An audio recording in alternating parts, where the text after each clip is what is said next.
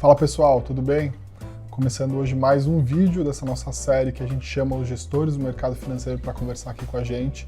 Hoje eu estou com o Luiz Nunes, ele que é sócio da Forbes Capital. A Forbes tem uma visão muito construtiva da bolsa para os próximos anos. Eles acreditam que hoje pode ser o melhor momento para se investir em bolsa desde 94. O papo está muito legal. Antes disso, eu queria que vocês subscrevessem o canal, ativassem as notificações e vamos lá para o papo com o Luiz. Bom, em primeiro lugar, eu queria agradecer a presença do Luiz aqui. Queria que você apresentasse para o pessoal que está assistindo a gente, contasse um pouco da sua história no mercado financeiro e também da Forbes. Obrigado pelo convite aí, um prazer estar aqui falando com o pessoal da Nord.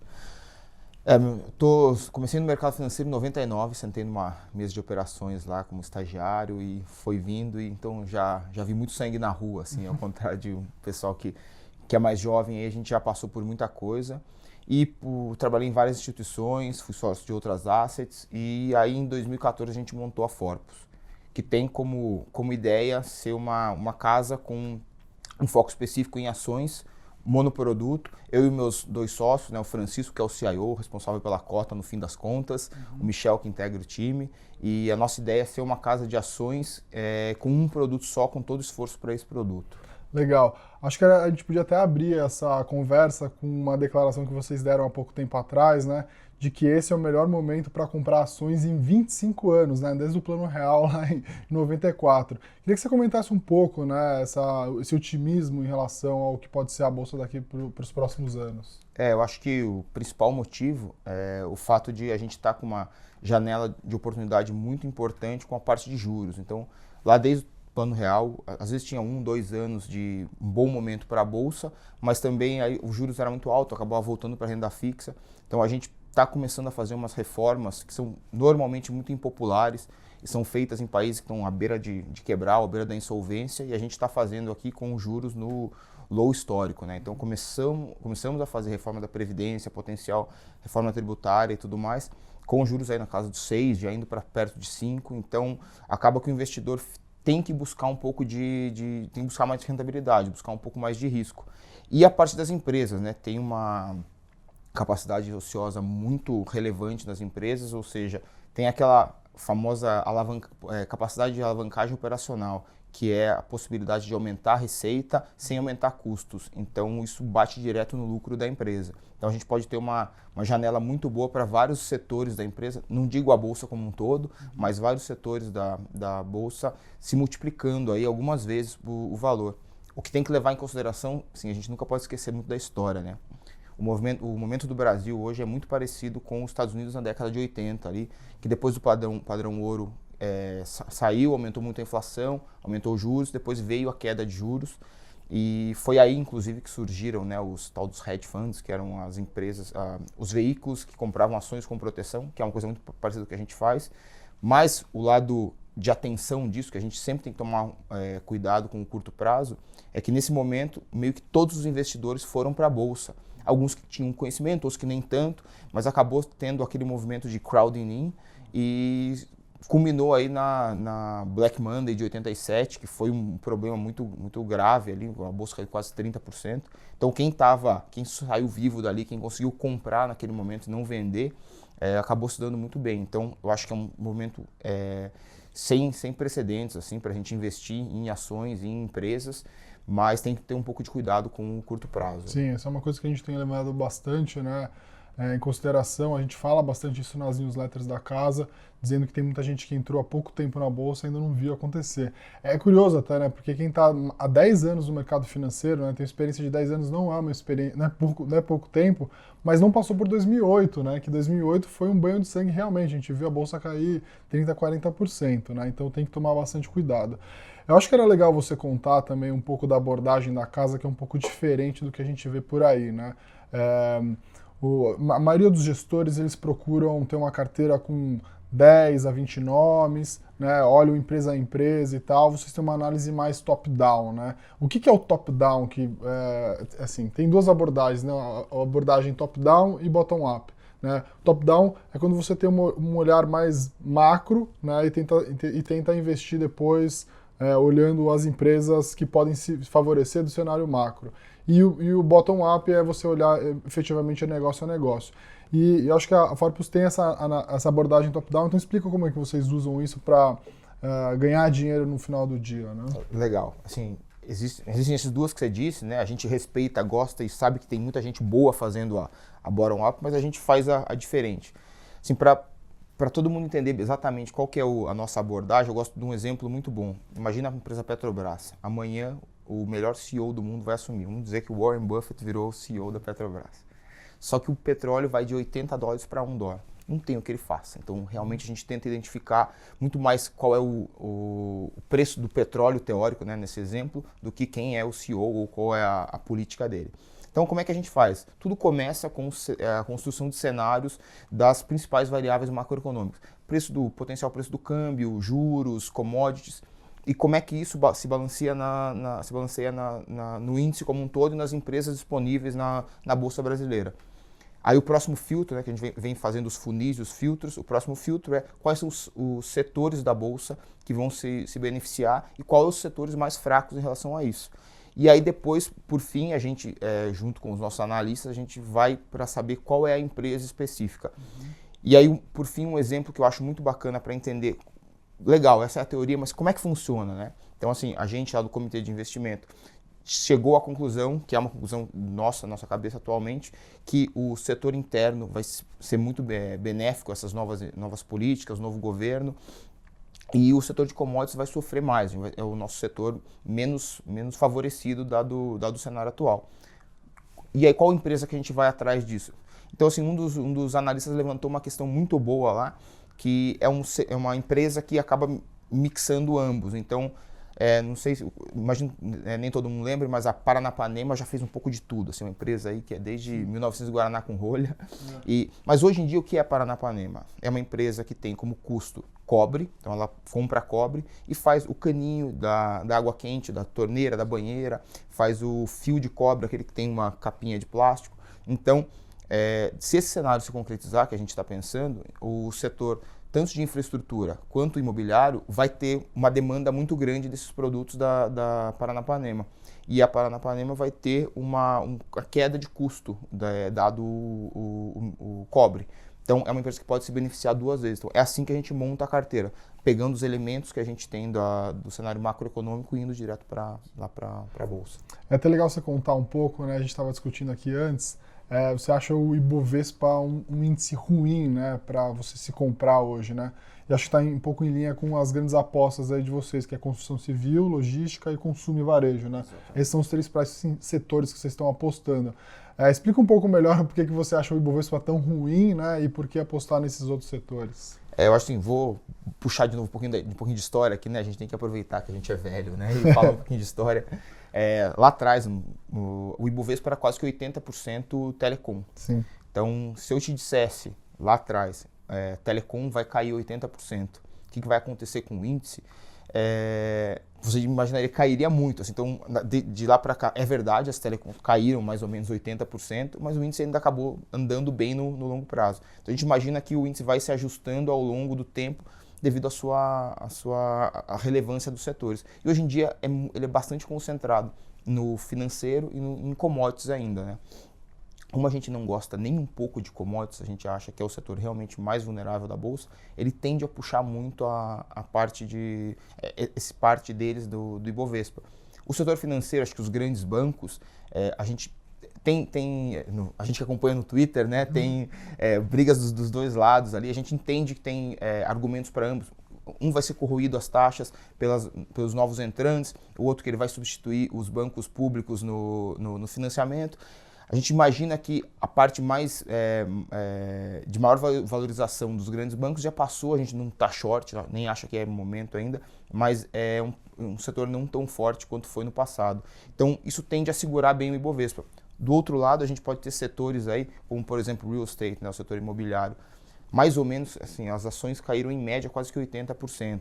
Desde problemas de excesso de compra de land bank, né, de banco de terreno, até estouro de obra, enfim, uma série de motivos, redução de compras, crise econômica. Então, a gente imagina que esse setor vai ser um dos primeiros a retomar sua atividade, uma vez que tem um aumento aí de renda, crédito. Então, a gente imagina que esses setores que têm muito pouca representatividade no Ibovespa hoje em dia podem se desempenhar bem e autoperformar muito o índice daqui para frente. No final das contas, tem muita coisa que pode se valorizar bastante na Bolsa e a Bolsa continuar nesses 100 mil pontos por algum tempo, né? Sem dúvida, sem dúvida. Acho que era até legal você explicar um pouco como funciona esse estilo, né? Então, o fundo 130-30, né? Que é você estar mais comprado e até mais comprado do que 100%, né? Em exposição de compra e também tem uma parte vendida. E aí também como você calibra essa parte da carteira, ou seja, se você não gosta muito do que tem no índice, como que você aloca mais em o que tem uma representatividade menor do índice. E às vezes o fundo acaba descolando um pouco da performance do que está acontecendo no Ibovespa no dia a dia, né? Exatamente. A gente é um pouco agnóstico o Ibovespa, a gente não é assim, vamos ficar over ou underweight num setor. A gente basicamente costuma ficar long, comprado, né, em 4 ou 5 setores, mais ou menos umas 4 ou 5 empresas por setor. Então é meio normal a gente ter 25, 30 empresas, assim, entre 20 e 30 empresas na carteira. E a gente costuma ficar um setor short. Então hoje em dia o nosso setor short, pelo tudo que eu falei aqui, é o setor de commodities. Então, incluindo Petrobras ou não? Petrobras não. Petrobras a gente deixa de fora porque imagina que tem muitos notícia específica que pode acontecer, né? Pode ter uma sessão onerosa, alguma coisa assim. Então a gente prefere ficar fora, a gente está neutro em Petrobras. Então aí o que acontece? Esses 130% comprado, eles são financiados pelos 30% vendido, que a gente pode ficar comprado ou vendido via opções ou via aluguel. É bem importante, a gente nunca fica vendido em opções. Tá. Opções a gente só compra porque dá um ganho ilimitado com uma perda potencial limitada. E nessa parte de opções, assim, para a gente ficar tranquilo de ter o 130% comprado, o 30% vendido, que dá uma exposição bruta de 160%, a gente tem que ter uma outra parte do fundo, que acho que é uma das partes mais interessantes do fundo, que é a nossa proteção de tail risk. Sim, sim. Eu só vou explicar direitinho para o pessoal que talvez é um pouco mais leigo e não entenda essa parte. Então, assim, imagina que você tem 100 dinheiros, né? Então você pega esses 100 dinheiros, compra lá numa cesta de ações que você acha que, setorialmente, né, como o Luiz falou, são os melhores setores para apostar, e aí dentro desse setor eles calibram nas empresas que eles acham que são as melhores, tá? Então 100 dinheiros. Aí você pega, escolhe um setor ruim ou empresas ruins, empresas que você não acredita e vende, né? E vende essas empresas. Quando você vende uma ação e toma um aluguel delas, né, 30 por 30 dinheiros, você vai receber esse dinheiro, né? Então você vai pagar um aluguelzinho por isso. Então vai entrar no seu caixa, né, esses 30 que você está falando. Aí você pega esses 30 e alavanca o fundo, né, mais 30%. Então quando ele disse assim, exposição bruta, né, é o 130 comprado mais os 30 vendido. Ele está exposto, né, em total de dinheiro 160, mas é claro que se o net é 30, net, é 100. O net é 100. Então, na verdade, assim, o que a gente fala que às vezes é o aposta na queda também, você não precisa necessariamente fazer um long short, né? Comprar um Itaú e vender um Bradesco. Você pode comprar setores bons e vender setores ruins, e você não está fazendo, vamos dizer assim, um long short clássico, né? Parzinho clássico, você tá dupla exposto a essas variações. Então, uma abordagem diferente dos fundos que a gente geralmente fala aqui, que são os fundos long only, que eles são obrigados a ficar comprados 70% e eles não passam de 100%. Então, uma estratégia aqui um pouco diferente, eu acho legal vocês entenderem, porque é uma abordagem que tem se mostrado bastante vencedora, né? Inclusive, eu queria que você contasse aí o que aconteceu, né, para o fundo ter rendido em 2016 72% no mês só. E depois, né, em outubro, acho que foi isso, né, 46 também, né? Que tipo de estratégia vocês combinam nessa gestão do 130-30 que pode se expor a eventos como esse, né? Legal. Esse é o cenário básico, né? Então, o 130-30 é o que a gente imagina que vai acontecer, é o cenário que a gente conversou no nosso comitê. Aí a gente pensa, o que pode dar errado nesse cenário? Porque a gente é uma casa que tem muita proteção. Então, a nossa ideia do hedge fund é ter muito hedge mesmo. Então, eu vou usar esse exemplo de 16, ele é clássico, ele é muito bom para explicar o que a gente fez. Então imagina que em 2015, quando a gente começou o fundo, qual que era o cenário? Era Dilma 2, tinha acabado de entrar a Dilma, o dólar estava mais que 4, a moda era ir embora do Brasil, né? Vamos embora todo mundo para Miami. E então a gente fez uma carteira que é uma carteira bem defensiva, então uma carteira de exportadoras, tinha muito Klabin, Suzano, Embraer, então era uma carteira que ela dependia do Brasil não dar certo. A gente gosta de falar que era a carteira do Brasil que não dá certo. E aí a gente veio carregando essa posição e ela veio funcionando, só que a gente estava preocupado e se isso aqui der errado. Como é que isso aqui der errado? Não sei se você vai se lembrar, mas tinha um tweet, o Twitter não era tão popular no mercado financeiro, mas tinha um tweet bem famoso naquele tempo que era o seguinte: chance da Dilma terminar o governo, muito baixa. Chance da Dilma renunciar, muito baixa. Chance da Dilma sofrer impeachment, muito baixa. Então era uma referência circular, tudo era muito baixo. Sim. Aí a gente fez o seguinte: e se ela sair do governo, o que vai acontecer? Muito provavelmente a parte que a gente não tem vai andar muito, a parte que a gente tem vai acabar sofrendo. Então, e aí como é que a gente faz a proteção disso? Então foi uma proteção bem heterodoxa, que a gente tinha que fazer uma proteção com calls, porque a gente tinha que proteger de uma melhoria de mercado. Tá, o que vai acontecer provavelmente? Começou a pensar, muito provavelmente as estatais vão andar muito bem, então as empresas que têm influência do governo. Quais estatais? A gente lembrou que 6 meses atrás tinha tido a queda do avião do Eduardo Campos, a Marina subiu nas pesquisas, então foi uma ameaça a Dilma não ser reeleita. Então o que andou muito? Andou muito Petrobras e Banco do Brasil. Então a gente fez uma proteção meio heterodoxa, que a gente comprou calls. Então esse nosso pedaço que a gente faz, que é a proteção para o tail risk, a proteção para o risco de cauda, normalmente é feito com uma quantidade gigantesca de opções, muito fora do dinheiro. Então, ela não está ali para proteger um movimento de 5%, 8%. Tá? A partir de 10% começa a funcionar. É que o pessoal fala dos pozinhos, né? Comprar uma opção que tem um strike muito fora de quanto está o papel hoje. Exatamente, né? Então, aí a gente fez uma carteira de estatais, principalmente Banco do Brasil e Petrobras. E assim, é bem importante, não tem aquela genialidade. A gente não comprou em fevereiro de 2016, a gente comprou em março de 15, porque você não sabe quando vai acontecer as coisas, né? E a gente compra normalmente com uma duração de 3 a 6 meses. Então, ela vai vencendo, vai expirando, a gente vai comprando mais, vai rolando e vai carregando essa proteção, esse seguro, que nos dá tranquilidade de carregar aquela carteira 130-30. Então, assim, em 2015, acho que o fundo subiu uns 5, a bolsa caiu uns 10, então funcionou. Só que aí em 2016, a gente continuou com a mesma posição. Lá em março, teve o vazamento da delação do Delcídio do Amaral. Não foi o impeachment, mas o mercado entendeu que o impeachment deveria ser precificado. Só para você ter uma base, o Banco do Brasil saiu de 9 para 21 em 3 dias. Então, assim, a nossa carteira realmente sofreu muito, mas esse hedging andou muito. Não é muito justo pegar os 70 contra, acho que foi uns 15 que a bolsa subiu naquele mês, porque aí no mês seguinte a gente fica para trás, porque assim, são movimentos tão bizarros, né? A cota subindo 10 num dia, aí cai 4 no outro. Então, mas teve uma proteção muito boa que em 5 dias ali, que é 5 meses ali, que é o justo pegar, acho que a gente teve uma performance de uns 25%. Então é normal imaginar que o fundo pode ter uma vol maior do que bolsa, né?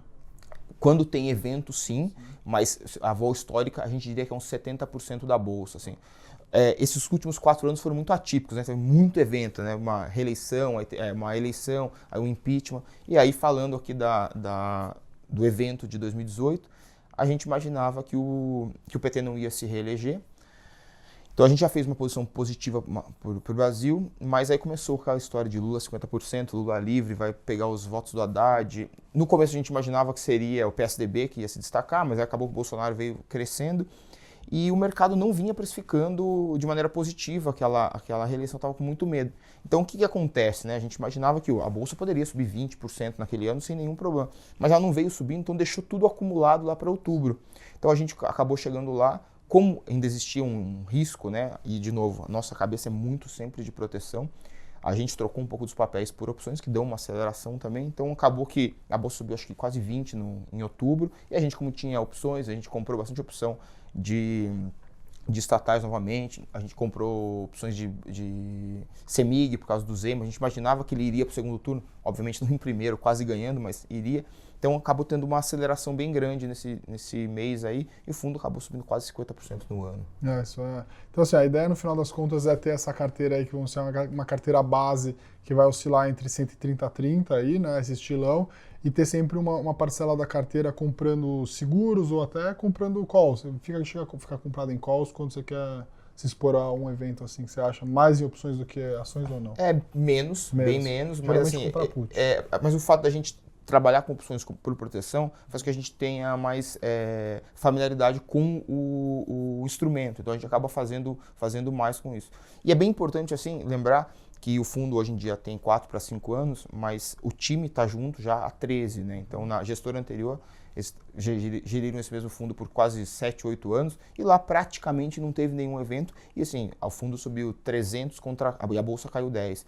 Então, é um fundo que não depende de eventos. O que foi bacana lá que em 2008 a bolsa caiu 40, o fundo caiu 4 por causa dessas proteções. Então é um fundo que realmente não vive disso, mas a gente gosta de usar isso aí também. Sim. Assim, qual que você acha que é o perfil de investidor para um fundo, assim, ou pelo menos qual que é a cabeça que o investidor tem que ter ao investir num fundo com esse perfil, assim? Principalmente descorrelação. Ele tem que, a gente brinca lá que a gente é um fundo que numa aceleração rápida da bolsa, a gente pode ficar para trás, mas numa queda a gente tende a segurar mais. Então, se é uma pessoa que fica mais triste de subir menos do que feliz quando cai menos, não é exatamente o perfil. O perfil é uma pessoa que realmente quer no longo prazo, é um fundo muito bom para compor uma carteira, se você é um investidor com mais recursos. Então a gente vê, por exemplo, hoje em dia a gente está subindo, acho que em 12 meses, uns 95%. Pega um outro fundo que está subindo 95%, você vê que a gente sobe em momentos diferentes. Então a volatilidade de uma carteira composta por a gente, um long only, tende a ser mais baixa. Por que isso? O fato da gente ter muita proteção, quando aumenta a volatilidade do mercado, que normalmente é quando a bolsa cai, a gente acaba se desempenhando melhor. Então, e para a pessoa física, ela é muito bacana, porque você está migrando hoje em dia da renda fixa para renda variável e tu tende a segurar um pouquinho mais. Acho que isso é bem importante. A gente fala, né, no Nord Fundos a importância de você procurar gestores que, além de ser bons, estarem há bastante tempo no mercado, né, tem uma história boa de um time que está há muito tempo junto, procura estratégias que são razoavelmente bem diversificadas, tem cabeças diferentes. A gente procura, né, na seleção escolher gestores com um perfil diferente, porque se todo mundo vai para o mesmo lado, tem mais ou menos a mesma cabeça, no final das contas você não está diversificando nada, né? Lembrando que assim, a gente não compra a carteira, a gente não olha a carteira do gestor que está hoje, né, e fala assim, bom, eu gosto dos papéis que ele tem na carteira, então eu vou comprar esse fundo. Até porque o gestor ele pode mudar de mão e a última pessoa que ele vai avisar é o mercado, né? Então, quando a gente procura aqui recomendar fundos, a gente sempre procura assim, gestores que têm dentro da alocação de ações perfis diferentes. Uns que são mais compram e carregam para mais tempo, uns que olham mais mid do que large caps, por exemplo, e gestores que têm um perfil diferente, né? Como a Forpus, que tem essa estratégia que é um pouco diferente do que a gente está acostumado a ver nos fundos long only. Esses fundos ficam só comprados, né? Queria que você dissesse para o pessoal onde que está o fundo, quais são a aplicação mínima, resgate. O fundo está disponível em várias corretoras, Banco Inter, BTG Digital, Nova Futura, Orama, Modal Mais, Mirai, Terra Investimentos, Ativa, Hub, Oi Warren, Genial e agora Easy Invest. Na modalidade PCO, né, por conta e ordem, que eu acho que é que todos os investidores olham hoje em dia, é um fundo que aceita investimento inicial de R$1.000 e os próximos investimentos não tem mínimo. Pode botar R$1 lá se quiser o próximo, não tem problema. O resgate é D+30 para cotizar e 2 dias úteis para pagar, que é o da bolsa, né? Então é um fundo bem padrão assim nesse ponto. E uma coisa bem importante, é um fundo que tem essa característica de poder ficar vendido, mas a gente é um fundo para bater bolsa, então é um fundo de bolsa, então a gente cobra performance em cima do Ibovespa. Em cima do Ibovespa, né? Acho que por fim a gente podia tocar aqui no assunto que é, assim, como que você analisa o risco do fundo? Quais são as métricas importantes de risco, né, para você tocar o fundo no dia a dia, fazer a gestão das estratégias? A gente entende que a principal e maior métrica de risco tem que ser liquidez, porque essa bolsa, se o Ibovespa aumentar de volatilidade, teoricamente todos os fundos de bolsa deveriam acompanhar de uma certa maneira isso. Mas a gente entende que o que pode matar, né, o fundo, pode realmente machucar muito o cotista, se você tiver que fazer um fire sale, né, tiver que vender as ações de uma maneira muito rápida. Então a gente mantém hoje em dia a gente conseguiria zerar o fundo em menos de 5 dias, tá? Uhum. E a cotização é em D30. E a gente vai manter isso, então a gente preza muito pela liquidez do fundo. Então a gente realmente olha isso na vírgula e mantém uma janela de liquidação e de venda de ações baixa, se a gente precisar, tiver algum resgate maior, se precisar se desfazer dos papéis. Legal. Bom, eu queria agradecer a presença aqui do Luiz, deixar também o Twitter dele, que é o LNunesJR. Deixa um recado final aí para o pessoal, então, Luiz. Pessoal, agora o momento pode ser um momento único de investir, mas vamos estudar bastante, vamos olhar, vamos tentar entender o que a gente está fazendo. Obrigado pelo convite, obrigado a todo mundo aí, o pessoal da Nord, todo mundo está assistindo. Então valeu, pessoal. Toda segunda-feira a gente sobe esses vídeos sobre o mercado financeiro, sobre os gestores, o que eles estão pensando, como que eles estão gerindo a carteira. Então eu espero você no próximo vídeo. Um abraço.